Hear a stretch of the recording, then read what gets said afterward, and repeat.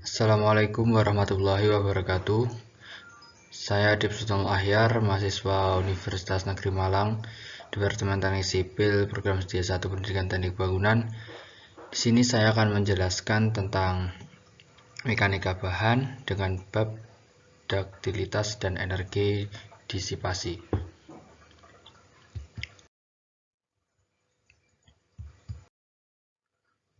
Yang pertama yaitu duktilitas. Definisi duktilitas ini adalah ukuran suatu kemampuan dari struktur untuk mengalami lendutan yang besar tanpa mengalami penurunan kekuatan yang berarti. Sementara itu, duktilitas menjadi salah satu sifat dari material, yaitu pada struktur bangunan, khususnya pada beton bertulang dan juga logam. Duktilitas pada balok beton bertulang merupakan perbandingan suatu parameter deformasi struktur pada saat runtuh terhadap parameter deformasi pada saat tulangan tarik terluar penampang mengalami leleh pertama. Sedangkan duktilitas pada logam merupakan kemampuan logam untuk menahan tegangan tarik atau setiap gaya menarik kedua ujung material menjauh satu sama lain. Duktilitas bukanlah suatu seperti konstanta absolut untuk logam atau paduan di bawah semua kondisi.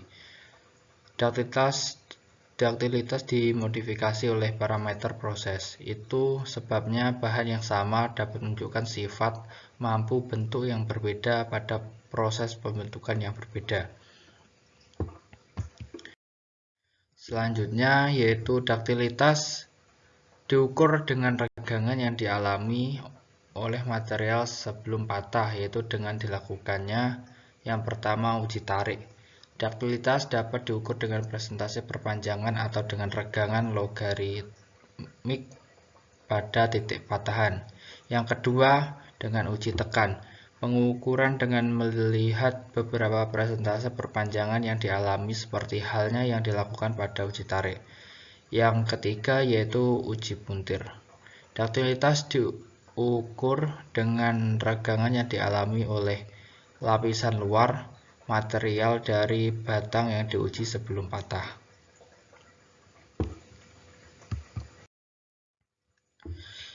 Pada dasarnya, duktilitas dibagi atas beberapa jenis. Hal ini terjadi karena adanya beberapa pengertian yang timbul. Pengertian duktilitas dapat ditinjau dari 3 jenis metode perhitungan, yaitu yang pertama yaitu regangan, lengkungan, dan lendutan. Untuk duktilitas regangan, pengertian dasar dari duktilitas adalah kemampuan dari material atau struktur untuk menahan tegangan plastis tanpa penurunan drastis dari tegangan.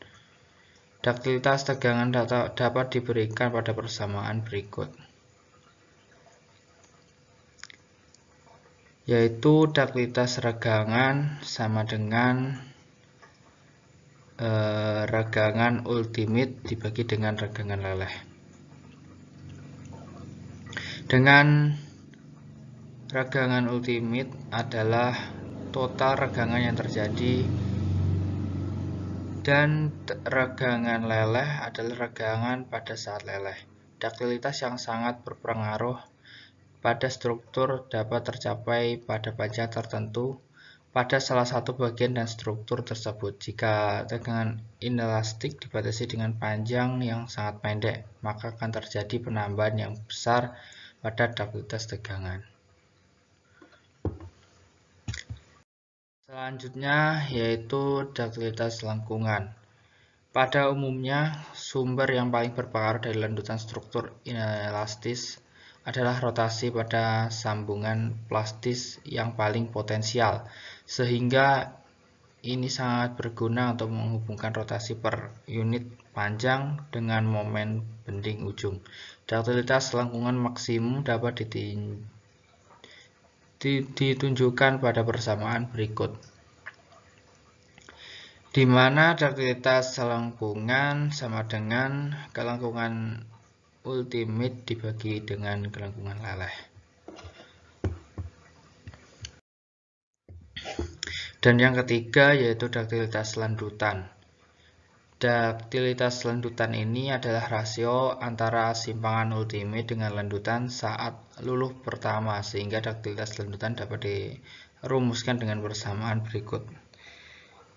Daktilitas landutan sama dengan landutan ultimate dibagi dengan landutan leleh.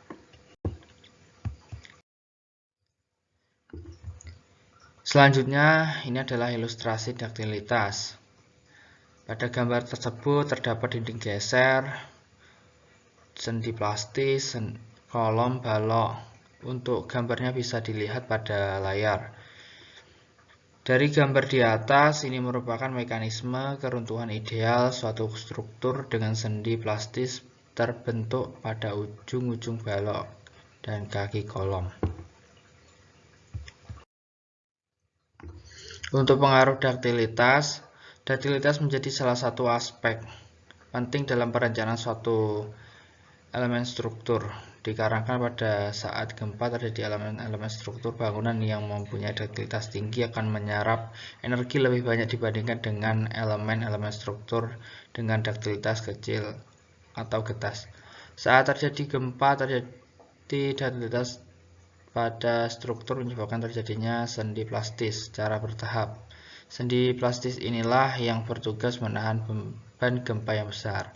Sendi plastis sendiri adalah kondisi ujung elemen struktur yang semula kaku atau terjepit sempurna kemudian menjadi sendi karena material penyusunnya, dalam hal ini baja, telah mengalami kondisi plastis.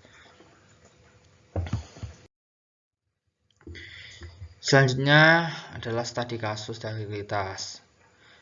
Kantor pusat Bank Sulawesi Tenggara yang menggunakan struktur diktail atau daktilitas, dan Hotel Roa-Roa yang menggunakan struktur getas saat terjadi gempa bumi yang melanda Palu pada tahun 2018, mengakibatkan Hotel Roa-Roa mengalami keruntuhan, sedangkan kantor pusat Bank Sulawesi Tenggara masih berdiri kokoh.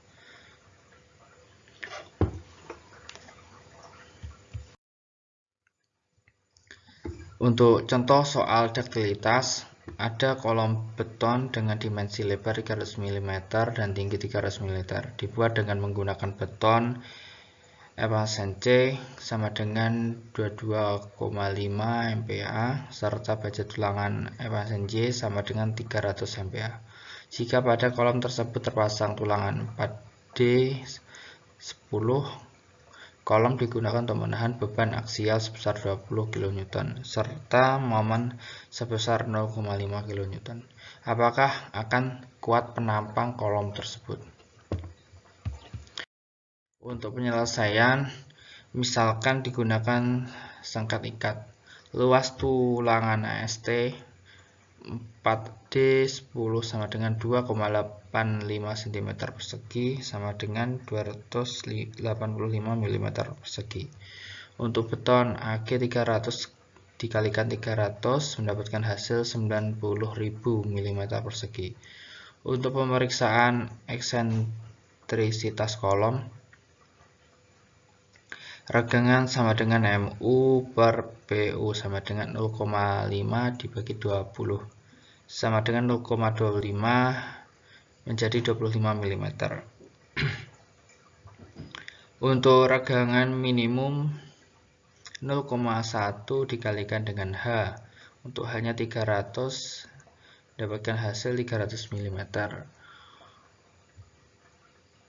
Untuk regangan lebih kecil dibandingkan regangan minimum, yaitu untuk regangannya 25 mm dan regangan minimumnya adalah 300 mm untuk kolom dengan beban aksial terpusat.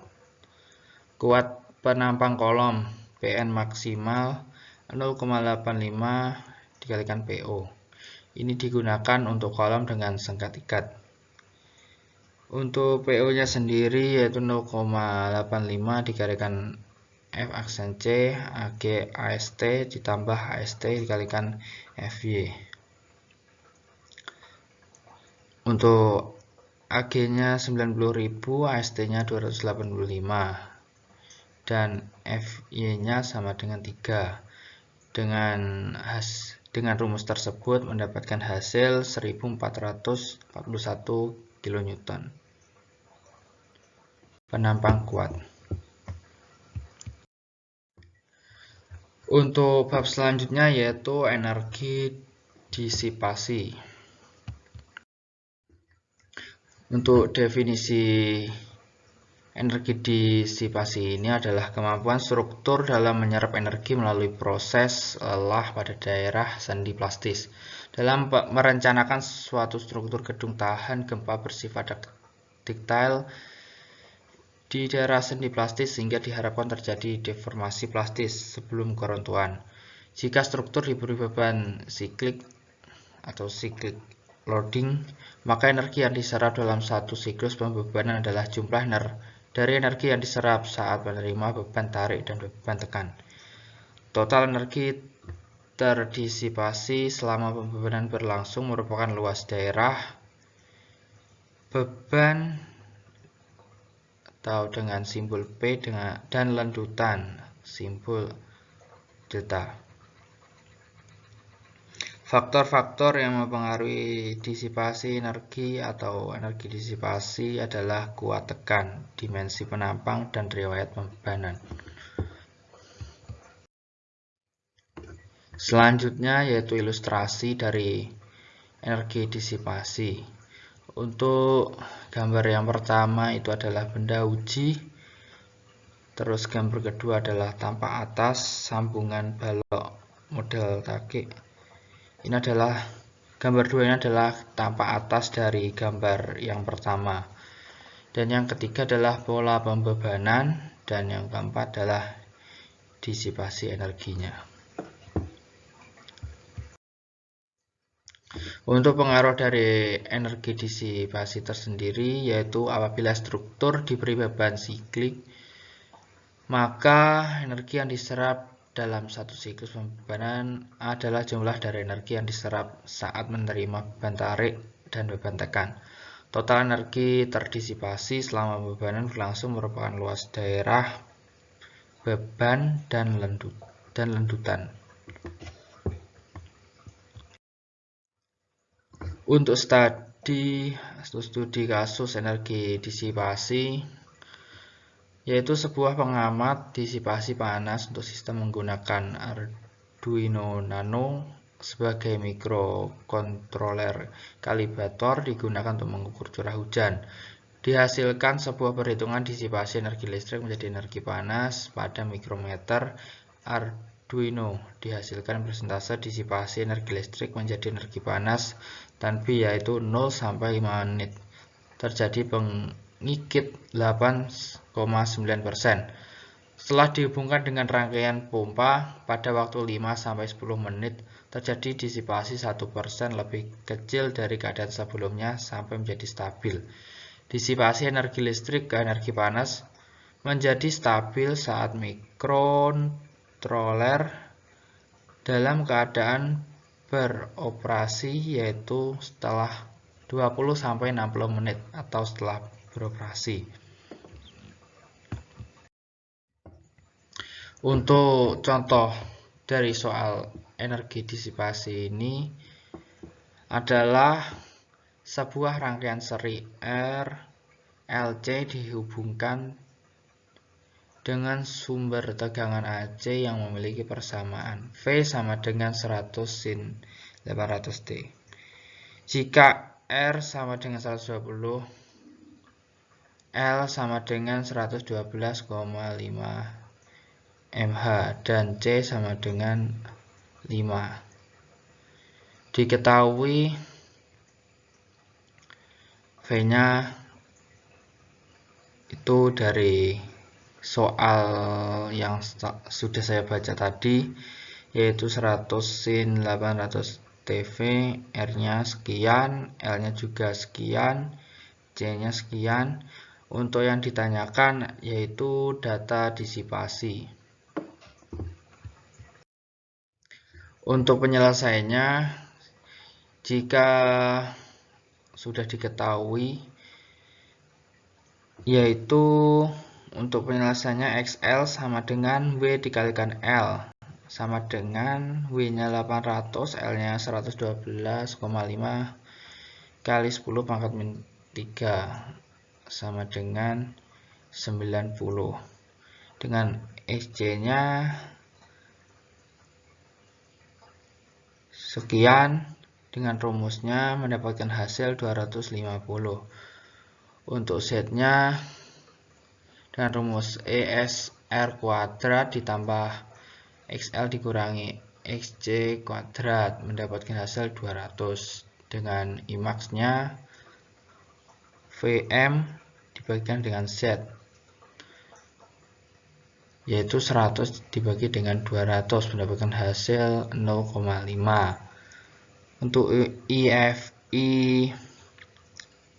nya yaitu IM dibandingkan dengan EZ, dengan IM nya 0,5 dan EZ nya 0,2 mendapatkan hasil 0,35. Dan untuk daya disipasinya yaitu sama dengan IEF kuadrat dikalikan dengan R. Dengan IEF nya sudah diketahui tadi, yaitu 0,35 kuadrat dikalikan dengan 120 sama dengan 14,7 Watt. Mungkin ini saja penjelasan dari saya. Ada kurang lebihnya saya mohon maaf. Wassalamualaikum warahmatullahi wabarakatuh.